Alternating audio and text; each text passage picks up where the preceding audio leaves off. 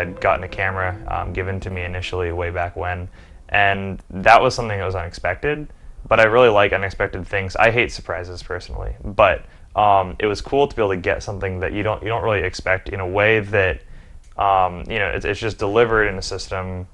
For me, it was Christmas, so that was kind of fun. But then you kind of want to explore what you can do with that thing. And for me, as a very mechanical person, very independent mindset in the ways of learning how things work, and just like I want to do it myself, So I just kept on going and kept on shooting photos, like honestly clogging up my computer with all the memory. But that's how I just started off, was just continuing to produce stuff, rather than, even if it was bad at the time, it was pretty awful. I'll accept that. But like, you have to learn at some point, So that's how I kind of started, if you will, but officially within the bounds of my high school at Fullerton, and then eventually La Habra. So those are two different places that kind of sparked official interest, though.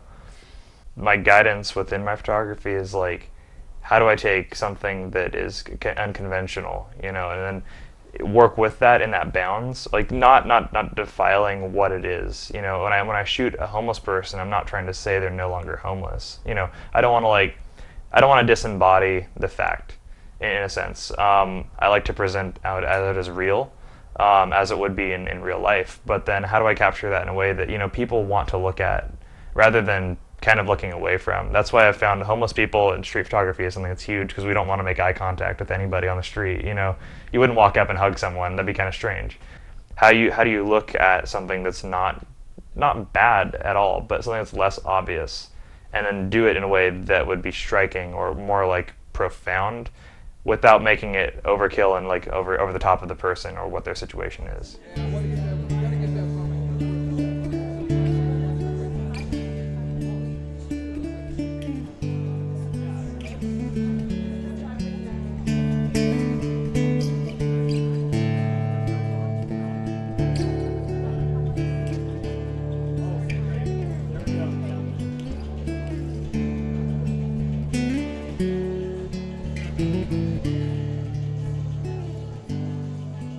So for me, medium is basically all digital. However, I have strayed a little bit into film, both film video and also film photography.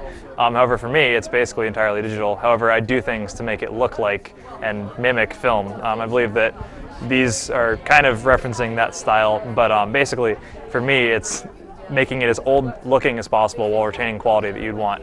But yeah, for me, it's a long process of overproduction and making it ridiculous, but at the same time, that you're making what you want to make. So for me, it's a lot of that. A lot of people want to pin my photography in a genre, and I almost say, well, I have a lot of different subgenres within it. Yes, my photography has an element that is like consistent, but for me, it's basically taking the anti-photogenic, or things that wouldn't, not that they're ugly, but things that aren't as typical being photographed, and then using that as a subject matter. In a sense where you're now taking something that wouldn't be photographed to make it photographed and make it presentable in a sense. Like that's why I shoot a lot of abandoned buildings and things like that, where I find interest in what's not right and what's the atypical, and then making that your new typical, or that your new almost limited perspective is that exact image. I love things that are vintage. I love things, as you can see with all of them, that are vintage to an extent, and I like to integrate that within it. However, for these pieces, this is shot in black and white, this one on the end, and then I recolorized it. It's become a modern day part of my style. It basically is remembering how that color looked and remembering what I remember exactly from the scene, and then taking that and thinking, okay, let's objectively look at it. Let's limit it to just that color, or let's limit it to maybe 2 to 3 colors at max. And that's become a new style for me, especially because of this show. It's something that I just tried out at first and then realized was really a lot of fun for me as well.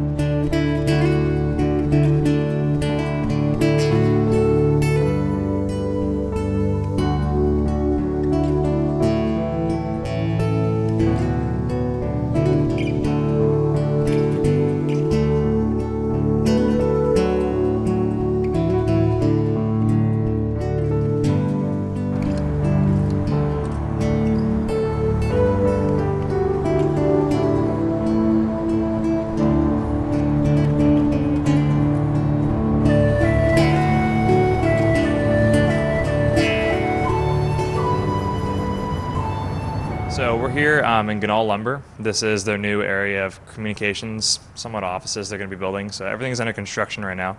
It's kind of cool because I get to shoot in something that's being built rather than something that's already been built or just kind of sitting there as operation. But yeah, I really enjoy the idea of kind of getting into something beforehand or maybe even afterhand.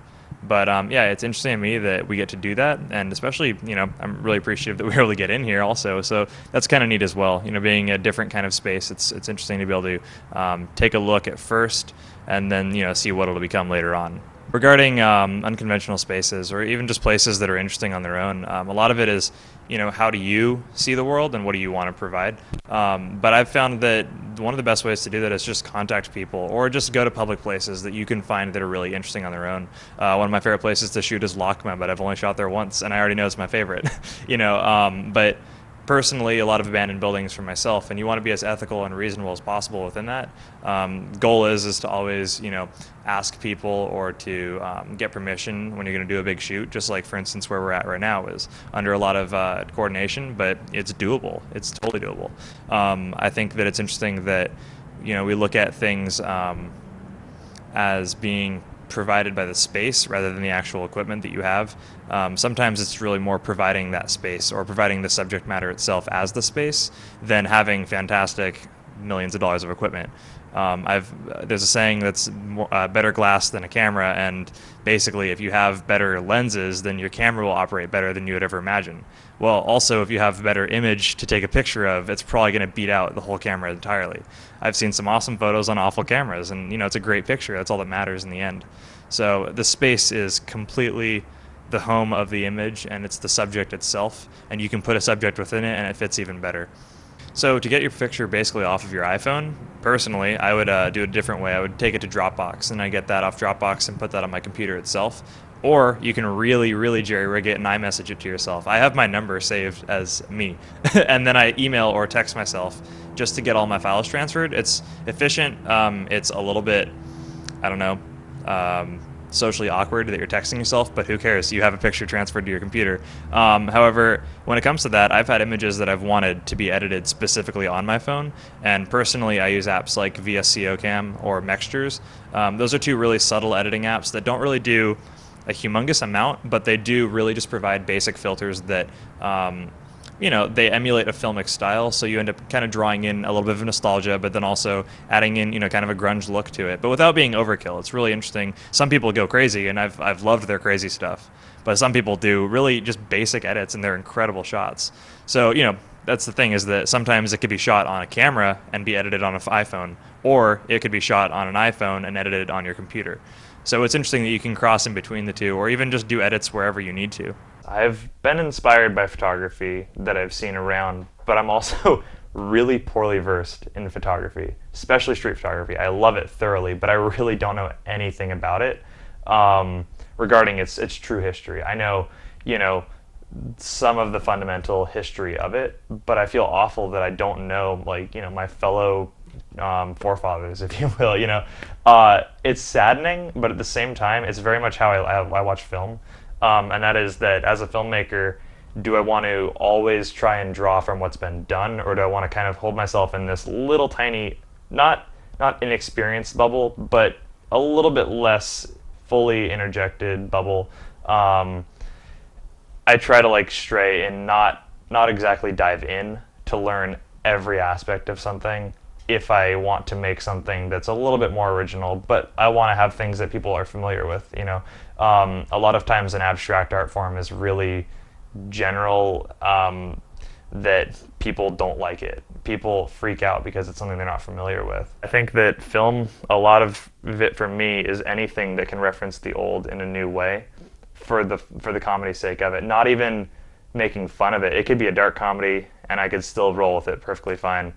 Or it could be a drama, for goodness sake. I have no problem with that. But it's just interesting that, sometimes everyone's obsessed with reaching the new standard of everything, and I kind of get lost. The new Michael Bay movies kind of scare me because it's too much overload of technology. And I'm used to, I want to chop film with scissors, and I'm terrified of all of this this media standard trying to outdog the next person, and it's kind of redundant, but it has a place in society. It's okay,